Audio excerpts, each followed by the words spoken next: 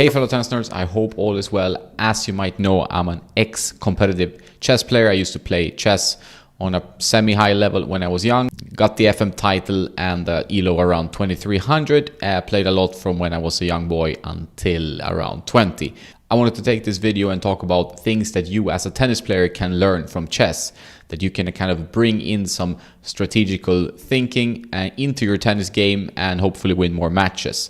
And these are some things I think about a lot because I've obviously grew up playing both chess and tennis, and it's probably helped in some aspects of it. So what can tennis players learn from chess?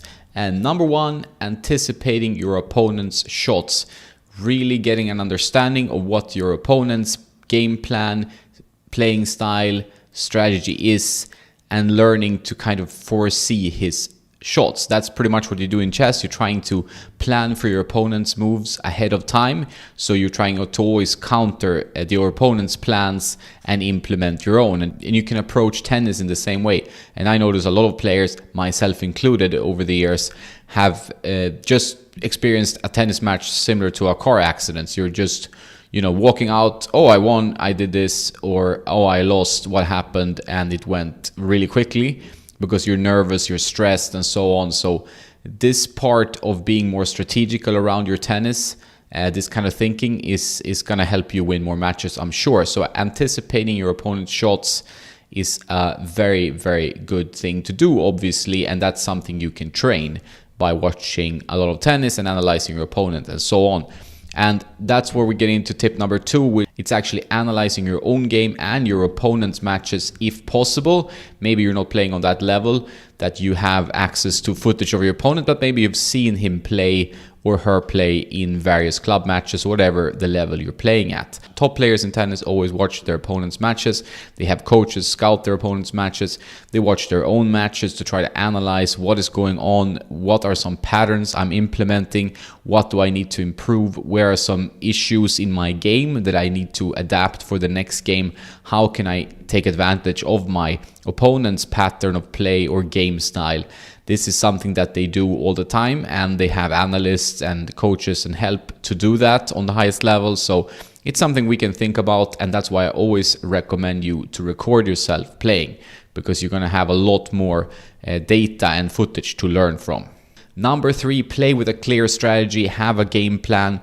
Is your opponent a serve and volley player? Does he have a weak backhand? Do you need to attack it with a high topspin shot, or do you need to stretch him wide and then go for the short angle? These things are important, having a strategy and planning for your match. Maybe you will go down love 3. What should you do in that case? Settle yourself. Don't let the match run away from you or your opponent kind of outthink you and outsmart you with his or her strategy. So that's important, that you have a clear game plan, but you're also able to adapt it, and we'll get to that. So number 4 is adapting to your opponent, because you might have the best plan in the world. You might implement it to almost to perfection, but your opponent is going to figure it out, maybe that this is what you're doing, this is your strategy, and he's going to counter with his own strategy, his own plan.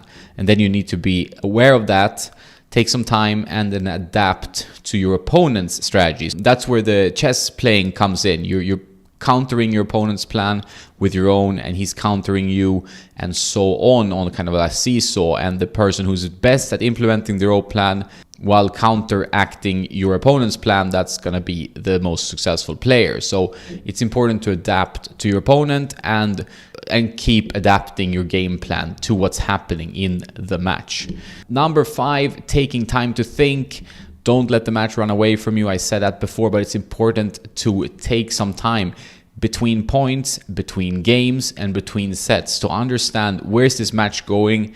What is the pattern? What's the trend? How do I reverse the trend? How do I ride this success now that's happening in the match? I'm playing well.